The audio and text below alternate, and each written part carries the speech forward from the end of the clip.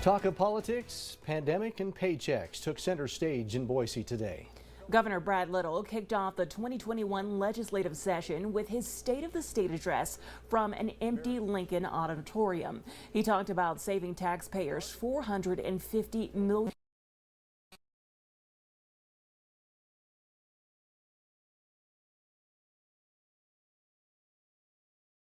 Infrastructure and education across Idaho. He says he wants to keep the successes of 2020 going.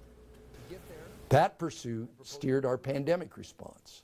Not one state or country in the world opted for the no action alternative. That approach would have ended in catastrophic loss of life, destructive consequences for our healthcare system and economy. The governor is also recommending we ramp up investments to promote healthy lands and reduce wildfire risk. And we got a quick response from both sides of the aisle as well. The Idaho Republican Caucus presented their list of priorities for the 2021 session. House Speaker Scott Bedke spoke of property tax relief, what to do with unanticipated surplus money, and infrastructure improvements. But the big issue was realigning the balance of power in Idaho.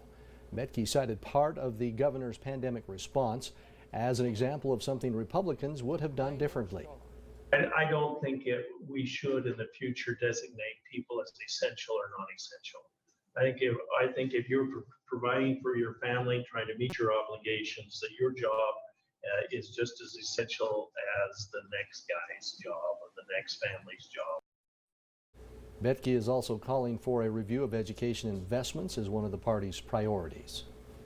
Well, Democrats, too, had education and other issues on their mind.